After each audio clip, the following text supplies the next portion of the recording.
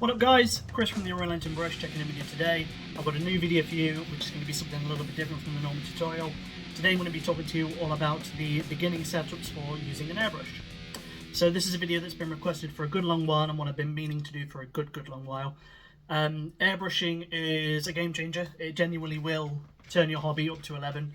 If you have the time and the space you can dedicate to practicing it, if you've got the little bit of money to invest in your initial setup, it can then be as big in your hobby or as little in your hobby as you want. It can be, you can anchor a load of money into it to get to where you want to be, to really up yourself to be almost to like a professional standard or finish. Alternatively, you can use it just to prime or base layer or varnish or do as little or as much with it as you want. It's definitely a game changer. I wouldn't be able to do what I do professionally without it. So I want to start this video by talking about what exactly the aim of this video is to be. So first things first, airbrushing. What is it and why should you do it? So airbrushing is a practice in miniature painting, canvas painting, all methods and arrays of putting paint onto something. Is a means where you use compressed air propelled through an airbrush to apply onto a surface that you're painting. So for miniature painting, this can be applied in an array of different techniques and ways, even if you're just priming or base coating, or maybe you need to apply some varnishes, all the way up to modulation and turning the volumes of the colours in your model around and using it to get fine lines, graphics and details that you want to, and anything in between.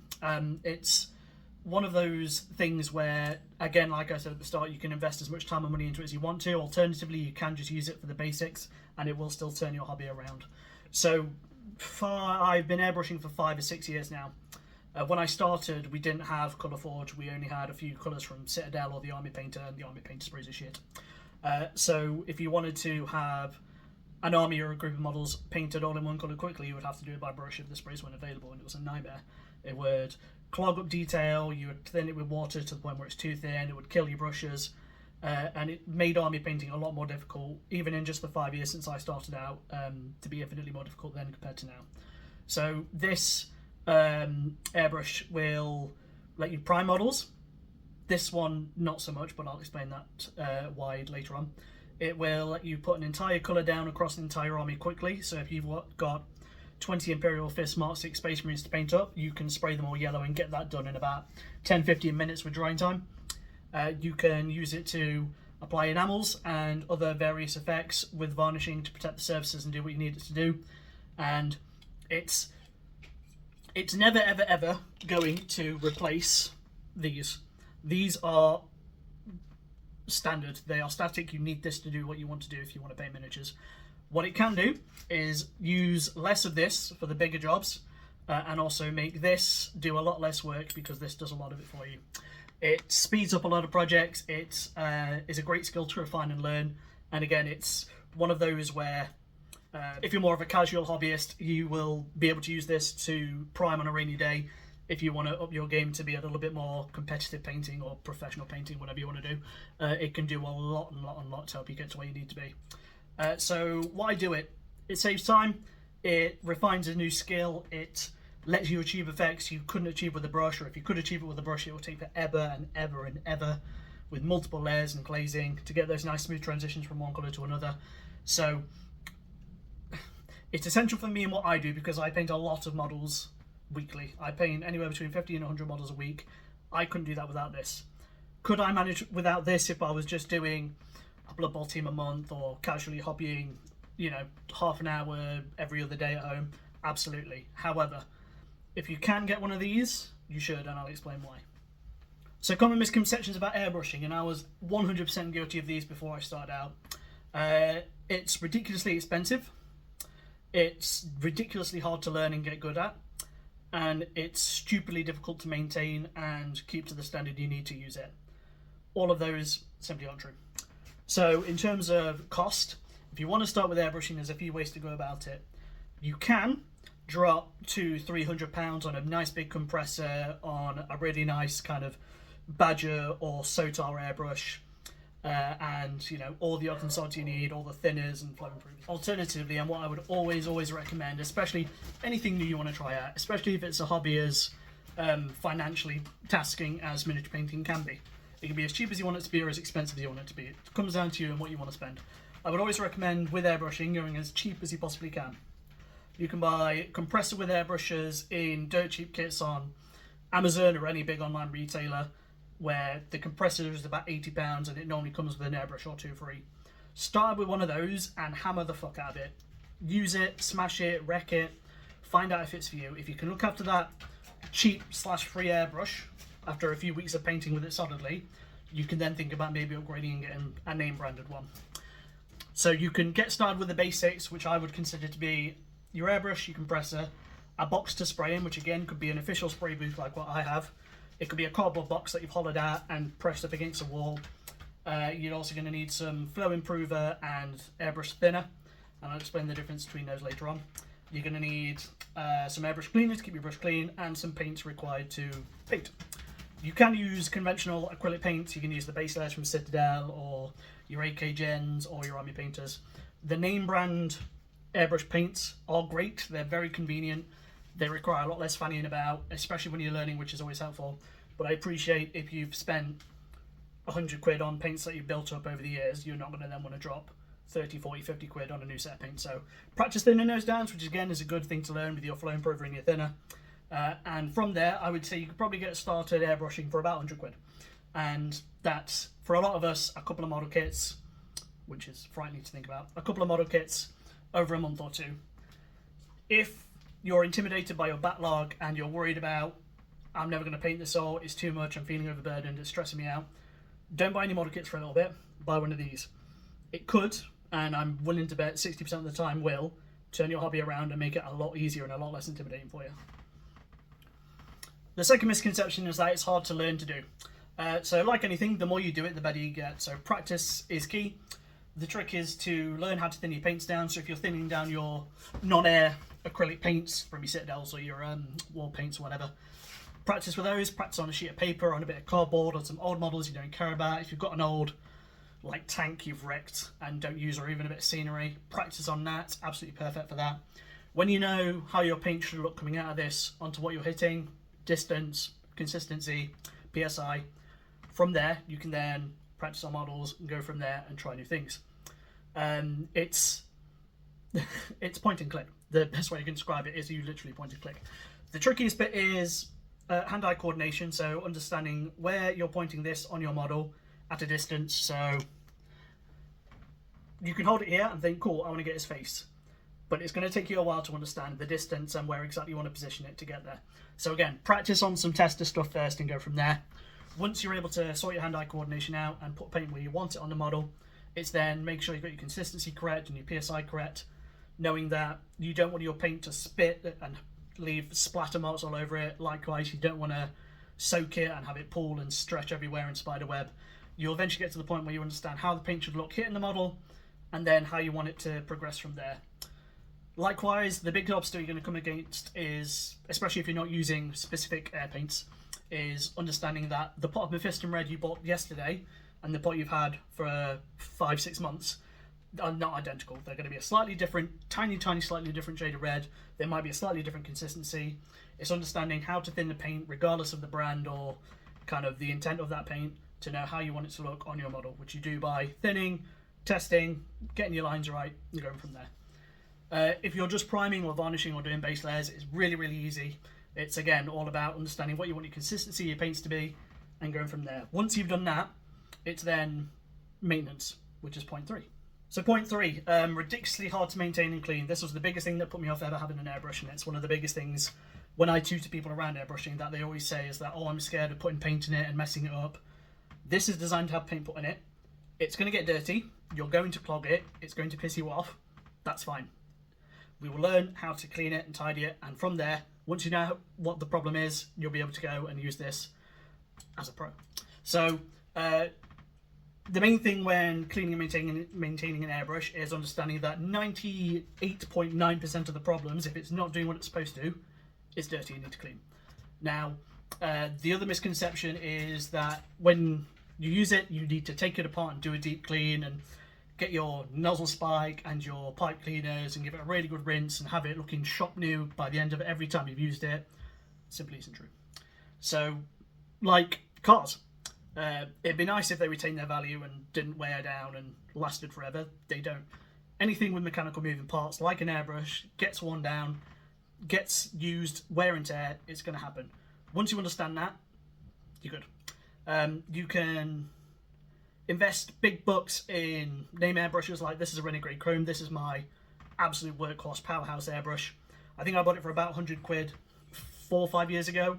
It gets used almost daily, and I don't know if you can see. Let's get a light on. Ooh, that's good. See all that? That is corrosion and gunked up paint that I tried to clean, and it's just not come off. But do you know what? It works like a charm. It's absolute superstar of an airbrush. I would argue £100 for an airbrush when you're starting out. There might be about 120 now with prices going up. Isn't too bad if you can justify it. Otherwise, again, get a dirt cheap compressor with a couple of airbrushes and try that. When cleaning, just use standard airbrush cleaner. So in between colours, I'll flush it with this. If I really need to, I'll rinse it under a tap just to get the worst of it out. The only time you need to deep clean, I'd argue, is if you use it vigorously and thoroughly like I do. You then take it apart and deep clean it and get it spit and shine. Otherwise, when you use any metallic paint or any enamels or anything like that, give it a really good clean, break it all down, get all the components out, brush them and clean them up looking sparkly. The biggest issue when you're cleaning is components kicking around. Some of the nozzles you get for airbrushes are 2 or 3 mil long. You need to be really, really careful not to lose those. Which is why I always say to people, clean your airbrush over a box. So if you've got an old box lid from a box game or even just a takeaway tub, just disassemble it, put all the components in there so you don't lose them. It stops them rolling off and going on the floor and never seeing them again. When you get a new airbrush, take it apart, put it back together 2 or 3 times. I always think of Forrest Gump when he's disassembling his rifle when he goes off to Vietnam. Just do that until you're comfortable handling this. Again, if it's a cheap dirt cheap airbrush that you bought off Amazon with a compressor, you're probably going to wreck it. It's probably not going to last as long as you want it to. My first airbrush was a cheap little Chinese kit, and it was a fucking great brush. It was really, really good, and it did exactly what I needed it to. And it only fell apart when the nozzle tip that houses the needle was threaded, and I was putting it back together and the thread snapped. Because it got corroded, because I'd used it so much, it was dead.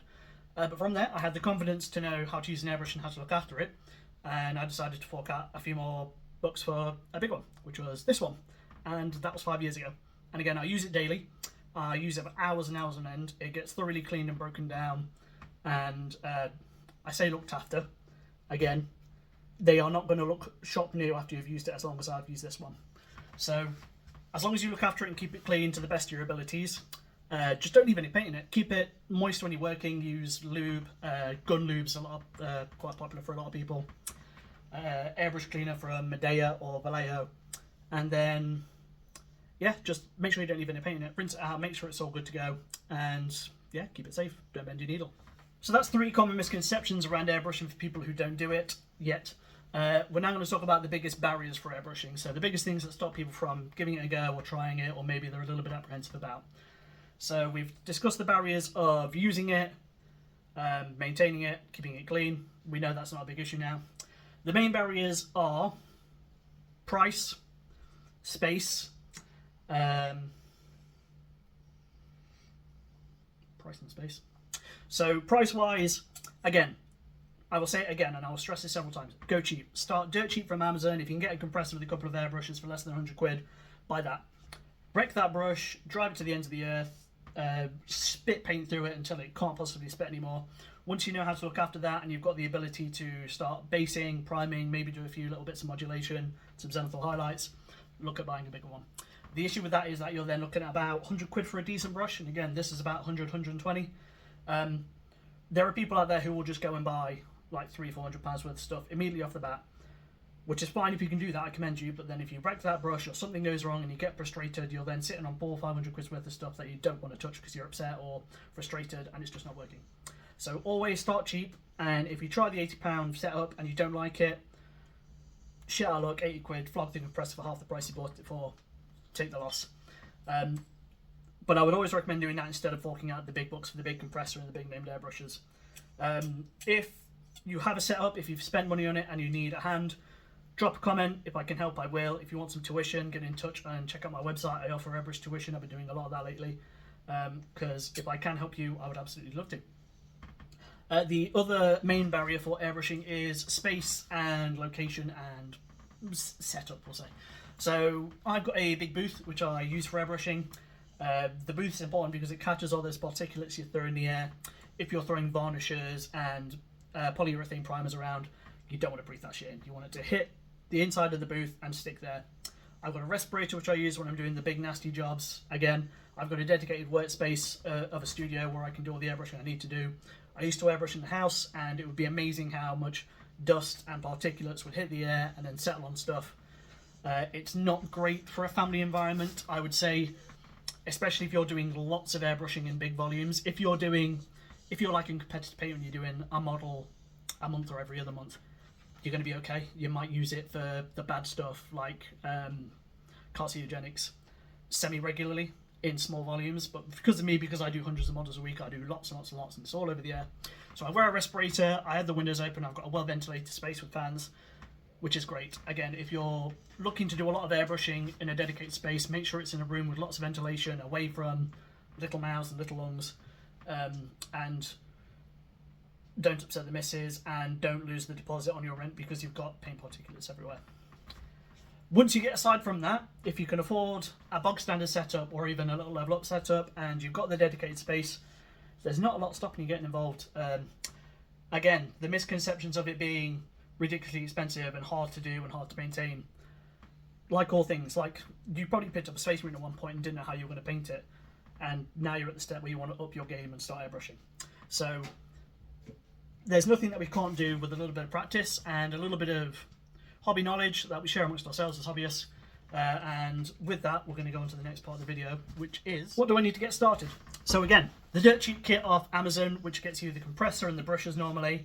I would pop a link down, but normally they cycle through and then they get sold out and they just get relisted, so I won't pop a link down because by the time you watch this, it probably won't work.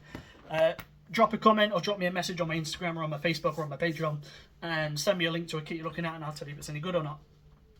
So your box standard kit. The next thing you'll need is your booth, which I mentioned before.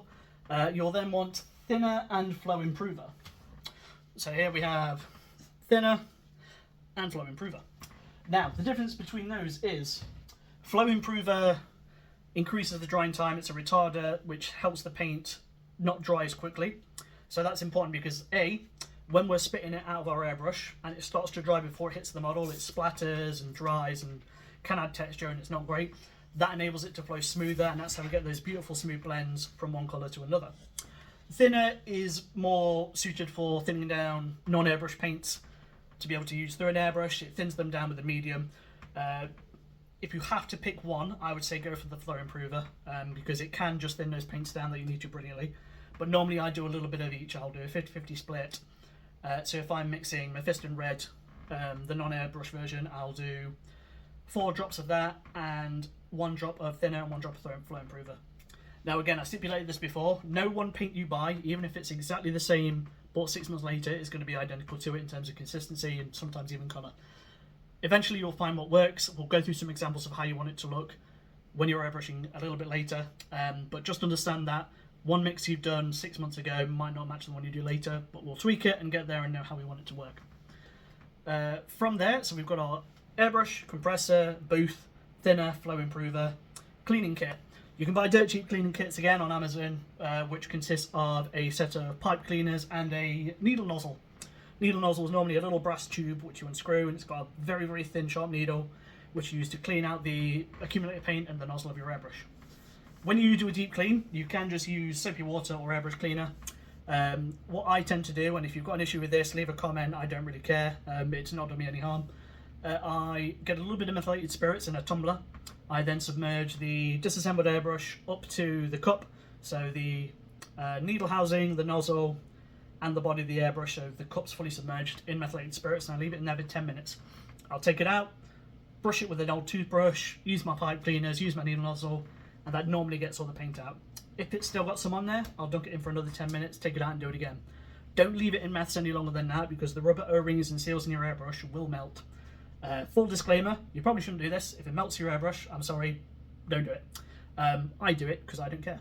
So from there, my airbrush 9 times out of 10 spits fine. And when you're having an issue with your airbrush, if it's not flowing properly or if it's not doing what you need it to do, I've had a weird one sometimes where I'll press the trigger down and pull it back and just air comes out. Even though the cup's full of thin paint, just air will come out, no paint. 98.9% of the time, it's a cleaning issue. Take it apart, clean it, try again. If that still doesn't work, it's probably time to replace the needle and the nozzle. So we've got our cleaning equipment, we've got our booth, compressor, airbrushes. You're away. You've probably got some acrylic paints that aren't airbrush specific, but you can then thin down. Start practicing with those. Otherwise, I think you're good to go. Again, if you've got an oil model to practice on, that's great. Otherwise, get some A4 sheets of paper or some cardboard. Practice doing your lines on there. Those, I would say, are your bare essentials you need to start airbrushing. So when it comes to practice, again, if you've got an old tank, perfect. If you've got some old Space Marines or infantry models, also good. Otherwise, you can just practice the basics on sheets of paper and cardboard, just to practice how you want your paint to look when it comes out of the airbrush. From there, once you've got that down, you can then start thinking about how to use it and the practicalities of it. But until you can get your paint flowing through it properly and clean it properly, focus on those two bits first. Another thing to be aware of is your airbrush will have a specific nodal size, 0.2, 0.4, 0.5. It'll be one of those. I would always recommend start somewhere between a 0.2 and a 0.4. A 0.5 is great. It's not going to be as good as 0.2 for fancy line work.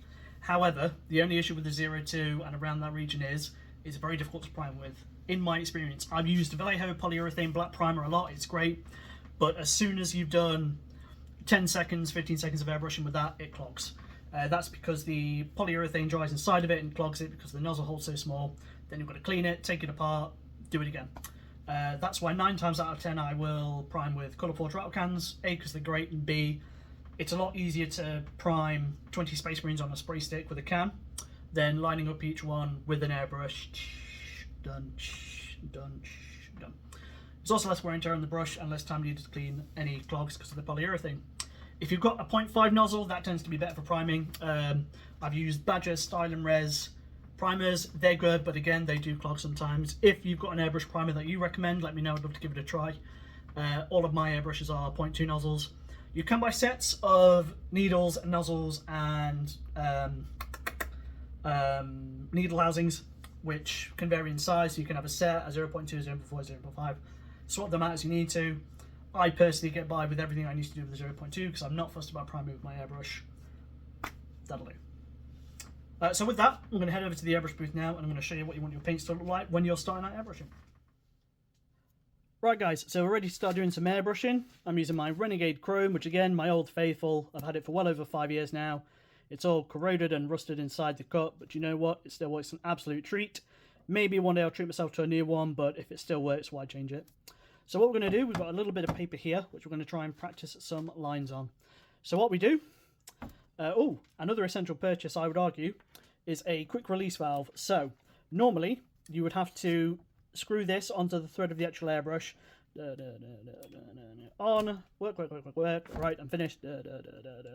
Off. Takes forever, means you're spending more time unthreading and threading when you've got to clean. Whereas quick release valves, literally, you just pop it in, pull down, pop it out. It's just a dirt cheap way to really reduce the amount of time you're spending fanning about with your airbrush. So we're going to link it up like that. Works fine. Apologies for the compressor rumbling away, but that's all part of the joys of it. Now let's do some airbrushing. So I've got some Pro Acryl Coal Black. Now, you all know I adore Pro Acryl. You all know they're one of my favourite paint ranges. One of the reasons because of that is they brush on beautifully, but they also airbrush beautifully with zero thinning required. Now, I'd always recommend starting off with a little bit of flow improver in your cup. 2 reasons. A, just to reduce the surface tension of the paint just a little bit. And B, it helps the nozzle in your airbrush stay moist so it doesn't dry as quickly on there. So, what we're going to do is grab our flow improver. So normally they come in bottles with big labels on. I move them into these squirty bottles just because it means instead of again having to unscrew bottles, I just squirt them straight in. So we're going to do 1 drop of flow improver. There was 2, that's fine, we'll persevere. There we go. Then I'm going to take some of our coal black and do 2 drops into there. 1, 2. There we go. Now, I want to backflow it so it mixes with the flow improver by pinching the end like this.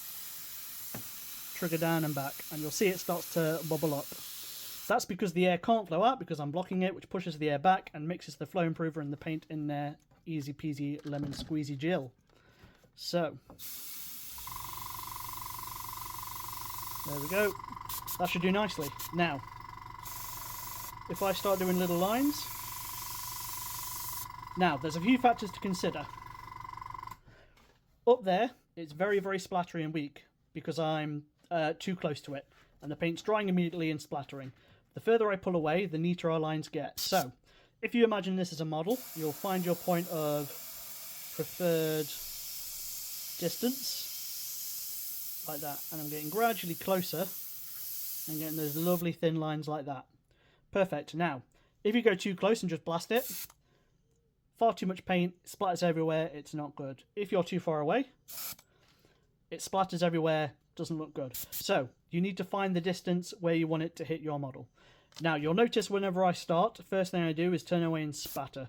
Because if I immediately press down after airbrushing, we've got paint left over on our tip, which then splatters. So, if this were a model, I would simply turn it away from the model, probably onto my hand, make sure there's no paint stuck on the tip, and then crack on.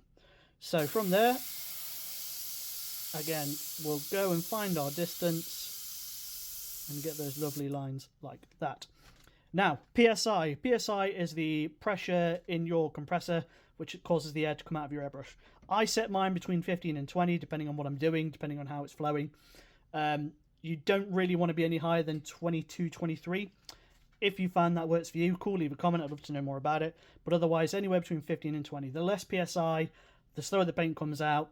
If you find you're having a lot of splatter or it's not coming out neatly or drying very nicely, try and turn your PSI up just a little bit. So again, from there, I'm going to move my light just a little tickle like this. You see we get lovely little lines like that. Now, one of the main things I use my airbrush for is zenithal highlighting. So I do that a lot with rattle cans, but I'm going to show you how to do that with your airbrush using inks. So here we've got an old tester assault intercessor who's been primed in black. He's ready to go. So, inks are great because they're extraordinarily thin. They can zoom straight out your airbrush and on to the model without any need for thinning. The only thing to be aware of is they are very, very thin, so they do take some control and some careful application. But what this enables you to do is get your marines looking the absolute part super quickly. And again, all this using an airbrush, using some really simple techniques which you can do with your basic setup. So all I'm going to do is apply a handful of drops. We'll do 1, 2, 3, 4. 4 drops. There's a little bit of paint in there from our black, but we won't worry about that. Do a little bit on our paper. So as you can see, that's going over that black, but it's very, very translucent because of how thin this is. Now, when we're applying a zenithal highlight, we need to think about where the light's going to hit our model. So for a marine, it's dead easy. It's got these enormous shoulder pads, his knees sticking forward, his power plant at the top.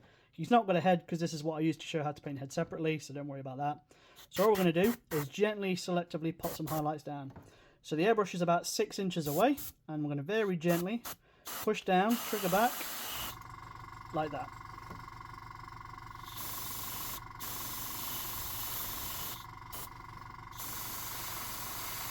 And what this does is it applies our highlight over the black in a really nice, easy way. We're going to keep a nice distance and just hit the important bits of the model where we want the brightest elements of our colours to be. So we're going to hit the bits we've already done to brighten them up, because at the minute they're a bit grey, and what we want to do is take those up to a nice white. If we go too quick and too close, like we see on the base here, that's not what we want. You can see it's very, very transparent, but it's very, very thin, so we need to balance that by maintaining distance and doing gentle little passes. There we go.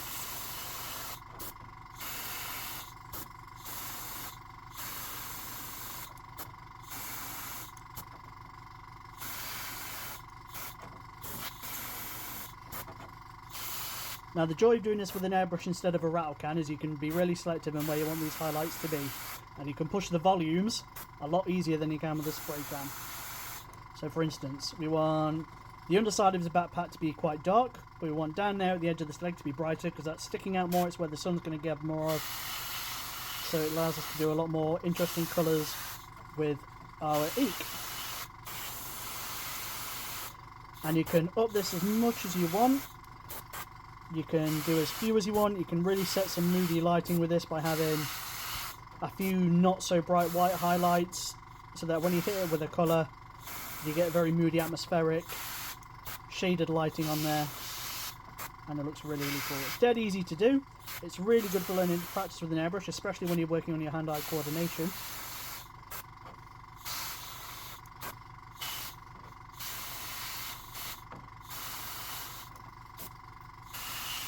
So I would always argue for a model you want the biggest point of interest to be the centre of mass, which would be the chest and where his head would be.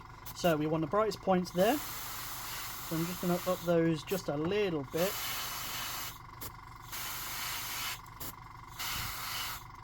And then a little bit on that knee down there, a little bit in his hand here, a little bit there. And then again, don't forget the back. This is where you're going to see most of your models on the table anyway, so it pays to do yourself a little service.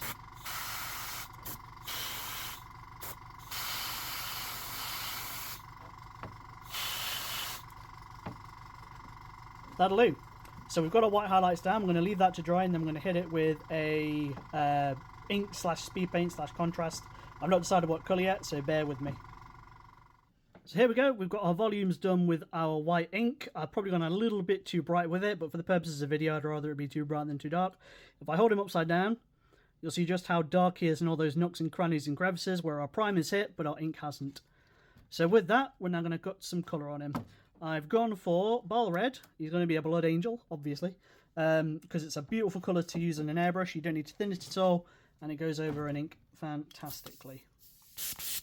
So make sure you've got all our crud out of there as best as can be. Again, I've cleaned it roughly. There's a little bit of residual ink left in there, but I'm not going to worry about it. So then we're gonna apply just a dollop. That's a technical term for a dollop, and that is a dollop. Then we're going to make sure we're all good. We're going to test on our piece of paper to make sure we're good to go. And again, because of how thin it is, you see how quick it splatters and comes out, so you really need to be aware of that. But that looks good to me. So let's Blood Angel this boy up.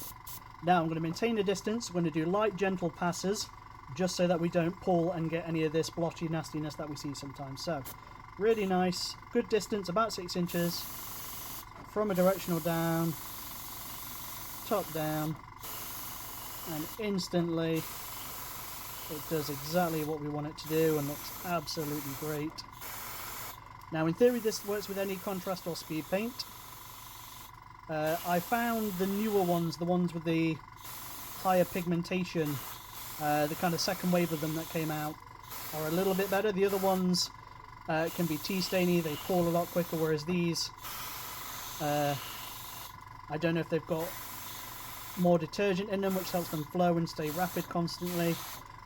But yeah, I find those airbrush a lot better over this technique. So if we go in too hard and too fast, we're just going to lose all our ink underneath and it's going to saturate it to be too red. So we're just going to do little passes. We're going to make sure we get the underside as well, because we want that to blend in with our shadows.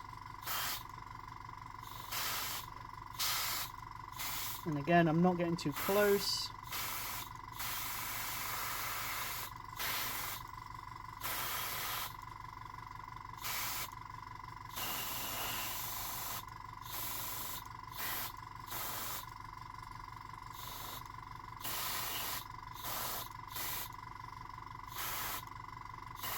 I'm doing lots of light little passes for two reasons. A, it means we don't waste paint. B, it also means that as we're going, it's drying. So if we hit a wet bit with more wet paint, it'll tear and look horrible. So again, that's why we always open up with the trigger down first so the air hits it and starts drying what we're painting immediately. And with that, I think he's all redded up under his boots. Lovely. Right, we'll leave that to dry. And just like that, we've got a really nice, rich, almost shiny candy apple red. We can knock that gloss back a little bit with some matte varnish. That's just because these inks are quite glossy, and then the contrast is obviously very translucent. But yeah, you saw how easy that was. You saw how minimal effort that was. You can knock out 10 marines doing this in about half an hour. And then from there, you fill in all the other details. You get the transfers down. Paint the heads. If they're wearing a helmet, just do that at the same time you do this armor. And you can have a squad of these guys done in absolutely no time with that really nice blended modulated armor that looks absolutely wicked. And from there, yeah, then you just fill in the Aquila, the weapons, and get them looking the part. But you saw how easy that was. It used 2 paints, and that's the majority of the work of a Space Marine done. There you go, guys. So everything you've watched in this video so far should tell you everything you need to know about starting with airbrushing, the basics, what you need, the things you don't need, and how to start using your airbrush to get some really nice basic effects.